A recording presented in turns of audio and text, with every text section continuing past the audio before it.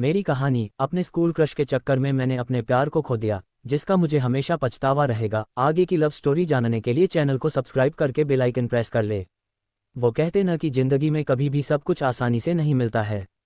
मेरे साथ भी कुछ ऐसा ही हुआ। जब मेरे स्कूल का क्रश मेरे सामने आया तो मैं सोच में पड़ गया कि मैं अपनी जिंदगी में क्या फैसला लूं। मेरी एक छोटी सी गलती ने न केवल सब कुछ तबाह कर दिया, बल्कि मैं हमेशा के लिए अकेला भी रह गया।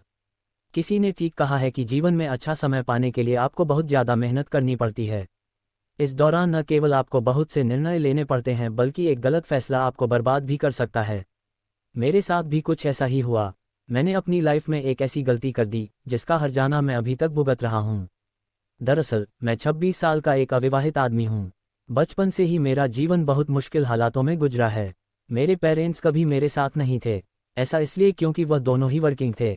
उन दोनों का रूटीन ऐसा था कि कई बार परीक्षा से पहले मुझे अपना खाना खुद बनाना पड़ता था। एक परिवार के रूप में हम सबके बीच जो बॉन्डिंग होनी चाहिए थी, वह कभी से अच्छी नहीं रही। यही नहीं, मैंने बचपन में ही अपनी प्यारी दादी को खो दिया था, जिसके बाद मैं एकदम से अकेला पड़ गया। हालांकि वह चाहती थी कि मैं हमेशा खुश रहूं, इसलिए मैंने जीवन में आगे बढ़ने का फैसला किया। जब मैं अपने जीवन में खुश रहने के लिए संघर्ष कर ही रहा था, तब मेरी मुलाकात प्रीति से हुई।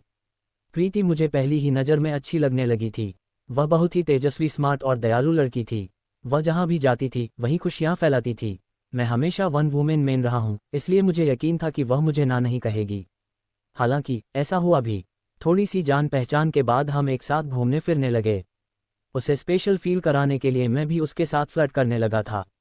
हम जानते थे कि हम दोनों एक दूसरे के लिए एकदम परफेक्ट हैं। मेरी लाइफ में सब कुछ अच्छा चल ही रहा था कि अचानक से एक ऐसा ट्विस्ट आया जिसने सब कुछ बदल कर रख दिया।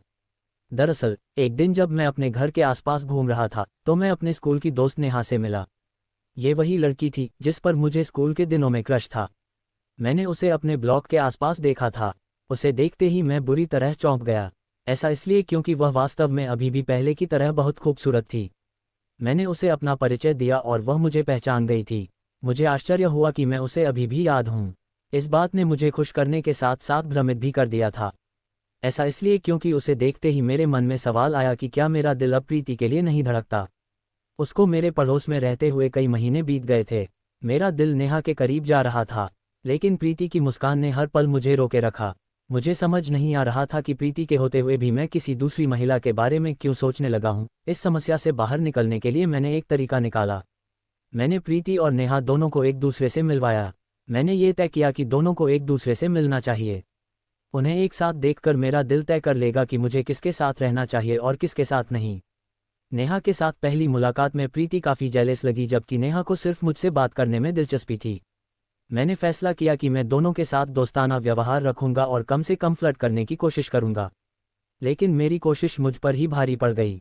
दोनों ने अकेले में मुझसे इस बारे में बात की वह मेरे लिए क्या मायने रखती हैं। इस दौरान मैं काफ़ी ज़्यादा डर गया था। मैंने उन पर चिल्लाते हुए कहा कि मुझे नहीं पता, मैं उलझन में हूँ। मेरा ये जवाब सुनकर दोनों ने मुझसे बात करना बंद कर दिया। मुझे समझ नहीं आता कि मैंने दोनों को एक साथ मिलवाने की गलती कैसे कर दी। खैर, मेरी इस मूर्खतापूर्ण हरकत ने मुझे दोनों से दूर कर दिया है।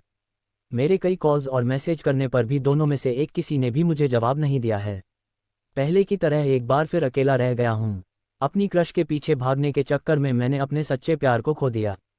अगर आपकी भी रिश्तों से जुड़ी कोई कहानी है तो हमें कमेंट बॉक्स में बताएं। हम वीडियो के जरिए आपकी लव स्टोरी सब में साझा करेंगे, एक याद बनाने के लिए।